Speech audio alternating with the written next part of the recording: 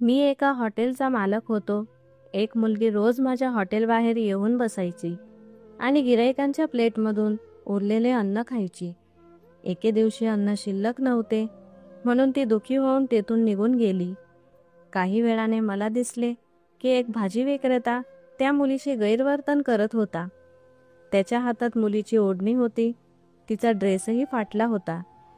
हे सर्व पाहिल्यानंतर मला खूप लाज वाटली. मी लगेच तिथे पोहोचलो. भाजी विक्रेता म्हणू लागला की तिने त्याच्या गाडीतून भाजी चोरली आहे. मी कसे तरी ते प्रकरण शांत केले, पण ती मुलगी रडत तिथून निघून गेली. मी तिच्या मागे गेलो आणि जे पाहिले ते पाहून माझा आत्मा थरथर कापला. ती मुलगी पुन्हा माझ्यासमोर उभी होती, हातात एक बॅग घेऊन. मी स्वतः गिराईकांच्या ताटातून उरलेले अन्न उचलत होतो आणि तिच्या बॅगेत टाकत होतो. ती अशा नजरेने अन्नाकडे पाहत होती जणू काही तिचे संपूर्ण आयुष्य त्यातच होते.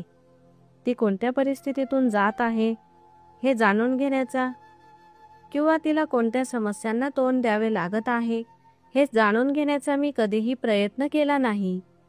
मी तिला थोडी मदत नक्कीच करायचो. हे हॉटेल माझा साथीदार होते. येथे 5 ते 6 कर्मचारी काम करत होते. हॉटेल फार मोठे नव्हते, पण जवळच्या ऑफिसमधील लोक दुपारी जेवायला इथे येत असत. त्यांच्या जेवणातून जे काही उरायचे ते मी मुलीला द्यायचो आणि मग ती शांतपणे निघून जायची. आता मला तिला रोज पाहण्याची सवय झाली होती, कारण ती सकाळपासूनच येत असे. ती बऱ्याचदा माझ्या हॉटेलच्या पायऱ्यांजवळ बसलेली दिसायची आणि दुपारी जेव्हा गिराईक गेल्यावर हॉटेल रिकामे व्हायचे तेव्हा ती स्वतःहून आत यायची. तिला माहीत होते की मी तिच्याकडे तुच्छतेने पाहणार नाही, तिचा हात झटकणार नाही किंवा तिला वाईट बोलणार नाही. त्याऐवजी मी शांतपणे तिच्या पिशवीत अन्न ठेवेन. कदाचित याच विश्वासामुळे ती माझ्यासमोर येऊन कोणताही आडेवेडे न घेता उभी राहायची. आजही मी जवळजवळ सर्व उरलेले अन्न तिच्या बॅगेत ठेवले. तिने माझ्याकडे कृतज्ञतेने पाहिले आणि काहीही न बोलता शांतपणे निघून गेली. त्या 14 वर्षांच्या मुलीच्या डोळ्यातील कृतज्ञतेच्या अश्रूंनी मला अगदी हादरवून टाकले. उरलेले अन्न मिळाल्याबद्दल ती खूप कृतज्ञ होती. तिच्या डोळ्यात अशी भावना होती आणि अश्रू होते जणू काही मी तिच्यावर खूप मोठे उपकार केले आहेत. माझा देव मला रोज ताजे आणि सर्वोत्तम अन्न खायला घालतो, तरीही मी कधीही त्याचे अशा प्रकारे आभार मानले नव्हते. त्या मुलीच्या डोळ्यातील ओलाव्याने मला लाजवले आणि त्या क्षणी मी माझे हात वर करून देवाचे आभार मानू लागलो. त्या 14 वर्षांच्या मुलीने मला माझ्या देवाचा खरा कृतज्ञ माणूस बनवले होते. त्या दिवसापासून मी तिची आणखी वाट पाहू लागलो, कारण मी तिच्याकडून कृतज्ञ राहण्याची सवय शिकलो आणि माझ्या मते त्या मुलीच्या आगमनानंतर माझ्या हॉटेलची प्रगती देखील सुरू झाली. पूर्वी माझ्या हॉटेलचा व्यवसाय खूप कमी असायचा आणि मला खूप नुकसान सहन करावे लागत असे. पण जेव्हापासून ती मुलगी माझ्या हॉटेलमध्ये येऊ लागली तेव्हापासून व्यवसाय अचानक वाढला. त्या मुलीबद्दल मला एक विशेष प्रेम निर्माण झाले होते. मी माझ्या वेटरना तर सांगितले होते की मी हॉटेलमध्ये नसलो तरी त्यांनी त्या मुलीला रिकाम्या हाताने जाऊ देऊ नये. मग वेळ असाच जात राहिला. ती दररोज नियमितपणे माझ्याकडे येत असे आणि मी कोणताही प्रश्न न विचारता तिच्या बॅगमध्ये अन्न भरत असे. पण नंतर कोरोनाचे युग आले, लॉकडाऊन सुरू झाले, परिस्थिती बिकट होऊ लागली आणि माझे हॉटेल देखील पूर्णपणे ठप्प झाले. खरं तर माझं हॉटेल जवळच्या ऑफिसमध्ये काम करणाऱ्या लोकांच्या आधारावरच चालवलं जात होतं. लॉकडाऊनमुळे सर्वांनी घरून काम करायला सुरुवात केली. ऑफिस बंद होते, लोक गरजेशिवाय घराबाहेर पडत नव्हते आणि हॉटेलमधून जेवण घेणे देखील बंद होते. माझी परिस्थिती खूप वाईट झाली होती आणि ती मुलगी जी नेहमी हॉटेलच्या बाहेर बसायची तिलाही खूप वाईट वाटू लागले, कारण आता मी तिला पूर्वीसारखे जेवण देऊ शकत नव्हतो. मग एक दिवस असा आला की ती मुलगी तिच्या शॉपिंग बॅग घेऊन हॉटेलमध्ये आली, पण माझ्याकडे तिला देण्यासाठी काहीच नव्हते. त्या दिवशी मी जेवणही मागवले नाही कारण सकाळपासून एकही गिराईक आला नव्हता. मला कळाले की जवळपासची सर्व कार्यालये 2 आठवड्यांपासून पूर्णपणे बंद आहेत. मला आणखीन नुकसान परवडणारे नव्हते. या परिस्थितीमुळे मी इतका मानसिकरित्या अस्वस्थ झालो होतो की काय करावे हे मला समजत नव्हते. हे लॉकडाऊन किती काळ चालेल किंवा ते नियम किती काळ लागू राहतील हे कोणालाही माहीत नव्हते. म्हणून मी त्या मुलीची माफी मागितली. ती तिच्या निरागस नजरेने माझ्याकडे पाहत राहिली आणि काहीही न बोलता माझ्या हॉटेलमधून निघून गेली. तिच्याबद्दल अधिक विचार करण्यासाठी माझ्याकडे पुरेसा वेळ नव्हता. त्यावेळी मला माझ्या कर्मचाऱ्यांचीही काळजी वाटत होती, कारण हॉटेल बंद असल्याने तेही खूप अस्वस्थ होते. मी माझ्या खिशातील पैशांतून सर्व कर्मचाऱ्यांना 100 रुपये दिले आणि त्यांना सूचना दिल्या की मीही 2 आठवडे हॉटेल उघडणार नाही. या चिंतेच्या क्षणामुळे सर्वांच्या चेहऱ्यावर काळजीच्या रेषा उमटल्या होत्या. सगळे आपापल्या काळजीत बुडाले होते. मला माझ्या व्यवसायाचीही खूप काळजी वाटत होती. मी हॉटेल 2 आठवड्यांसाठी पूर्णपणे बंद करण्याचा निर्णय घेतला आणि नंतर सर्व काही लॉक केल्यानंतर जेव्हा मी हॉटेलमधून बाहेर पडलो तेव्हा माझे डोळे आपोआप ओले झाले.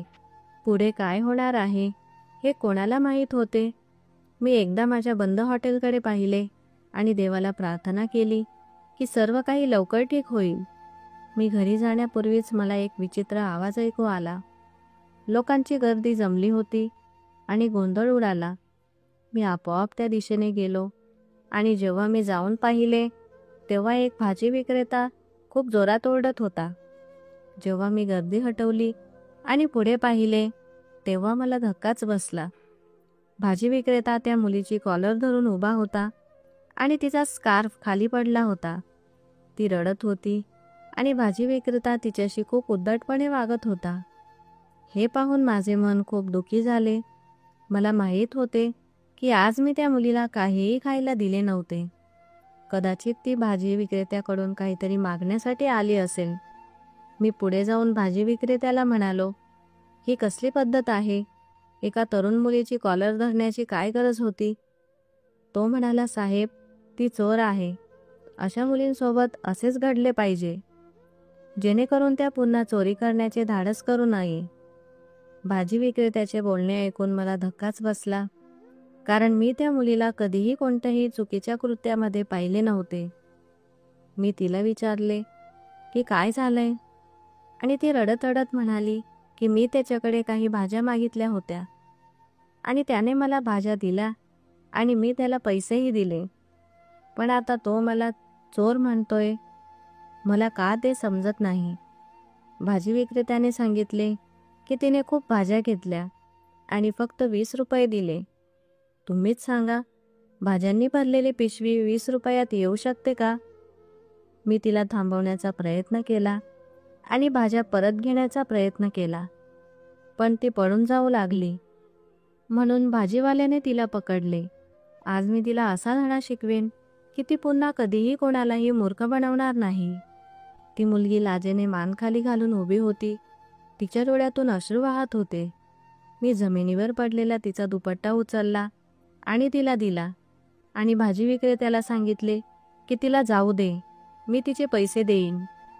त्या मुलीने कृतज्ञ नजरेने माझ्याकडे पाहिले आणि मग शांतपणे तिच्या मार्गाने निघून गेली.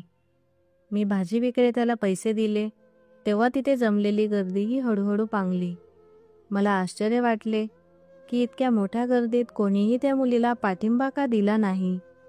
एका पुरुषाने मुलीच्या कॉलरवर हात ठेवून उभा असल्याचे कोणाच्या लक्षात का आले नाही? ती मुलगी 100 लोकांच्या गर्दीतही एकटी आणि असहाय्य होती. भाजी विक्रेत्याला पैसे मिळताच तो शांतपणे निघून गेला आणि मी, जो घरी जाणार होतो, मला माहीत नाही की मी त्या मुलीच्या मागे का जाऊ लागलो. मी विचार करत होतो की जेव्हा लॉकडाऊन दरम्यान आमच्यासारख्या सुशिक्षित लोकांची परिस्थिती इतकी वाईट झाली आहे, तेव्हा ती मुलगी आधीच वाईट परिस्थितीत होती. ती कुठे राहत होती, तिची परिस्थिती कशी होती, हे मला माहीत नाही. माझे मन तिला जाणून घेण्यास उत्सुक होते, म्हणून मी तिच्या मागे गेलो. त्या मोठ्या जागेच्या मागे एक झोपडपट्टी होती. ती मुलगी पटकन त्या झोपडपट्टीत शिरली आणि एका छोट्या झोपडीत गेली. मी काही वेळ बाहेर उभा राहिलो. मग काही विचार करून मी झोपडीचा पडदा काढला. आतलं दृश्य पाहून मला धक्काच बसला. एक म्हातारा माणूस खाटेवर झोपला होता आणि ती मुलगी घाईघाईने काहीतरी शिजवण्याचा प्रयत्न करत होती. झोपडीत फक्त 2च लोक होते, पण ती मुलगी खूप जेवण बनवत होती आणि ती नेहमीच माझ्याकडून जास्त जेवण घेत असे. ते जेवण 2 लोकांसाठी खूप जास्त होते. मी तिला हळू आवाजात हाक मारली आणि मला पाहून ती घाबरली आणि तिला धक्का बसला. ती म्हणाली, "साहेब, मी चोरी केली नाही. मी रुपये दिले. माझ्याकडे फक्त तेवढेच पैसे होते, म्हणून मी त्या भाजी विक्रेत्याला 20 रुपये दिले." मी हसून म्हणालो, "मला आत यायचे आहे." तिने मला आत बोलावले. मी जाऊन त्या म्हाताऱ्याच्या शेजारी बसलो आणि तिने मला सांगितले की हे माझे आजोबा आहेत. पूर्वी ते नोकरी करून घर चालवत असत, पण एका अपघातात त्यांच्या पाठीला इतकी दुखापत झाली की आता ते बेडवरून उठूही शकत नाही आणि त्यामुळे मी कोणतेही काम करू शकत नाही, कारण मी जास्त वेळ घराबाहेर राहू शकत नाही. मी झोपडीकडे एक नजर टाकली, जिथे जीवनावश्यक वस्तूही नव्हत्या. मग मी मुलीला विचारले की तू इतके जेवण का बनवत आहेस? आणि तिने मला जे सांगितले ते ऐकून माझ्या पायाखालची जमीनच सरकली. मी त्या 14 वर्षांच्या मुलीकडे आश्चर्याने पाहत राहिलो, जी वयाने माझ्यापेक्षा खूप लहान होती, पण विचाराने धाडसाने माझ्यापेक्षा खूप मोठी होती. कारण तिने सांगितलेली गोष्ट सामान्य माणसाला विचारही करता येत नव्हती. मी बराच वेळ तिच्याकडे पाहत राहिलो. मग मी तिला वचन दिले की मी तिला पूर्णपणे मदत करेन आणि तिच्या उदात्त कार्यात तिला पाठिंबा देईन. हे ऐकून ती मुलगी खूप आनंदी झाली. तिच्या बाबांकडे काही वेळ बसल्यानंतर मी तिच्या हातात काही पैसे ठेवले आणि तिथून परतलो. माझी स्वतःची परिस्थिती काय होती आणि मी कोणत्या अडचणींनी वेढलेलो होतो हे मी विसरलो होतो. माझ्या आठवणीत फक्त एकच गोष्ट राहिली, ती मुलगी आणि तिचे धाडस. जर झोपडीत राहणाऱ्या एका साध्या मुलीकडे इतके मोठे हृदय आणि धाडस असू शकते, तर मी का नाही? या विचाराने मला एक नवीन मार्गावर नेले. मी लगेच माझ्या वेटरला पुन्हा फोन केला आणि कर्मचाऱ्यांना हॉटेल पुन्हा सुरू करण्याचे आदेश दिले. दुसऱ्या दिवशी सकाळीच मी हॉटेल उघडले. माझे संपूर्ण कर्मचारी कामात व्यस्त झाले. गिराईक येत नसल्याने मी हॉटेल का उघडले याचे सर्वांना आश्चर्य वाटले.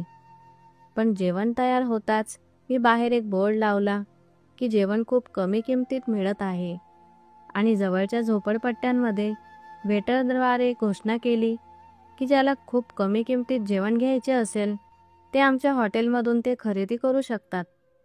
हळूहळू लोक येऊ लागले. आम्ही सामाजिक अंतराची पूर्ण काळजी घेतली आणि लोकांना खूप कमी किमतीत अन्न देऊ लागलो.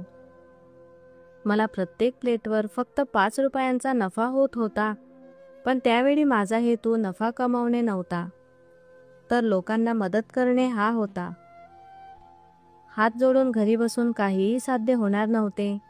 ही अशी वेळ होती जेव्हा प्रत्येकाने पुढे येऊन एकमेकांना मदत करायची होती. मला हा विचार त्या 14 वर्षाच्या नैनाकडून आला. जेव्हा मी तिच्या झोपडीत गेलो तेव्हा मी काहीतरी पाहिले आणि ऐकले, ज्यामुळे माझे विचार पूर्णपणे बदलले. लवकरच बरेच लोक आले आणि सर्वांनी अन्न विकत घेतले. जेव्हा मासिक हिशोब मोजले गेले तेव्हा मला नेहमीपेक्षा खूप जास्त नफा झाला.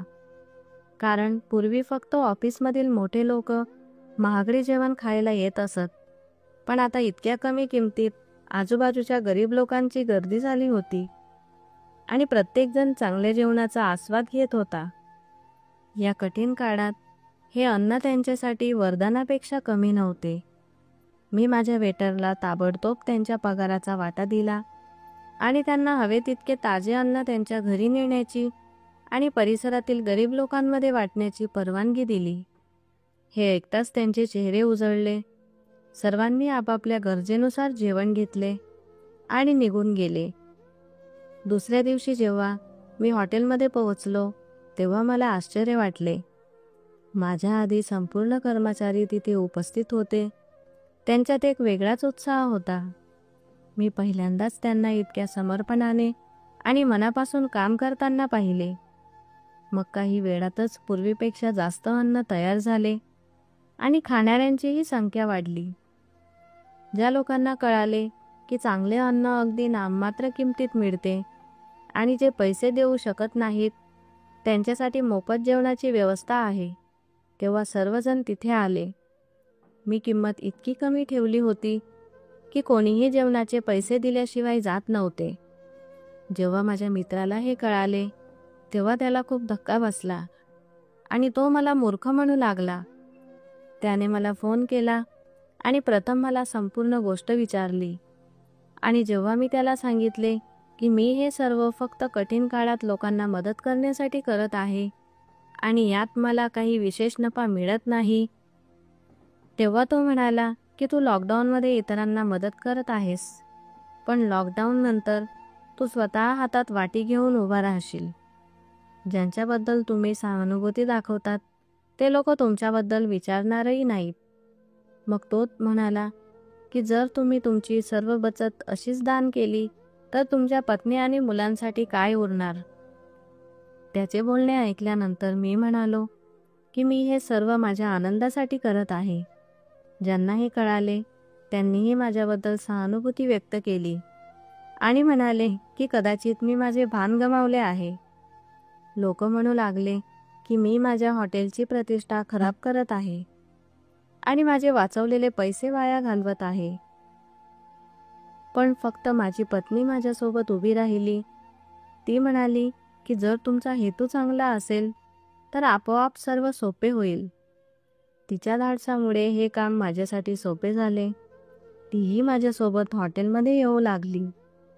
ती बहुतेक महिलांसाठी स्वतःच्या हातांनी अन्न पॅक करायची.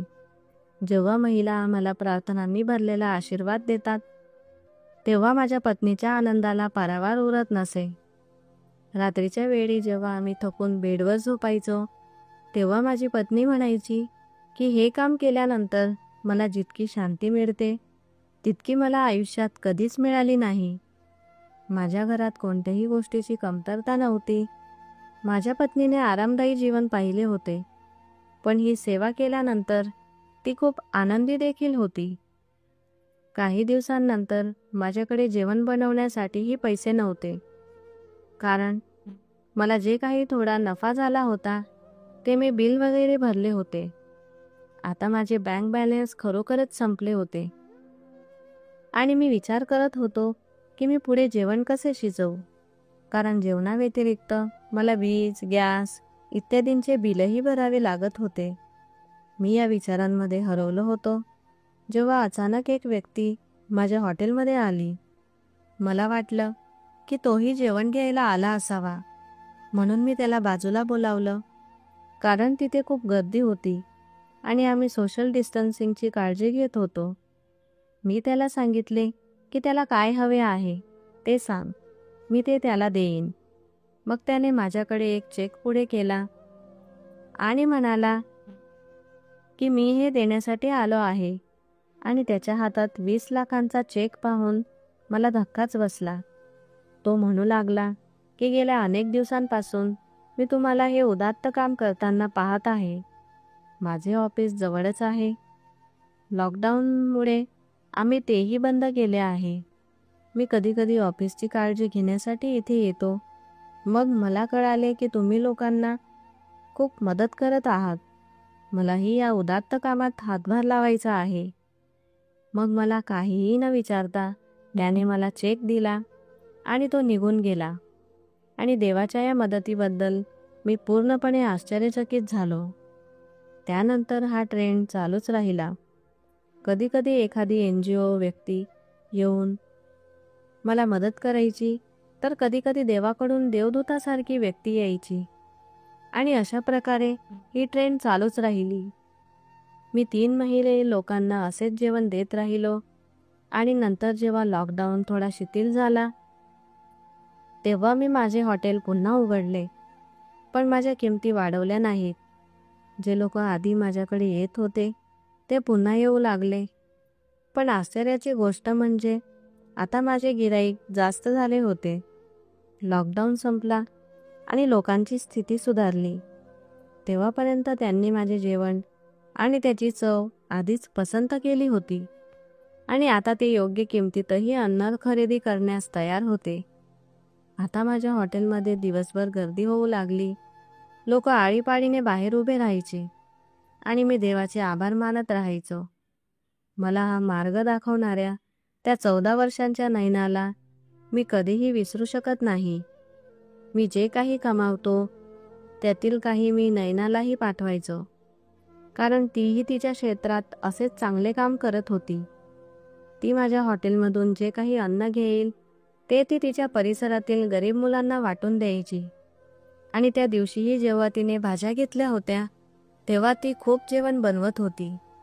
मी तिला आश्चर्याने विचारले, तुझ्या घरात फक्त तू आणि तुझे वडीलच आहात, मग तू इतक्या भाज्या का शिजवत आहेस?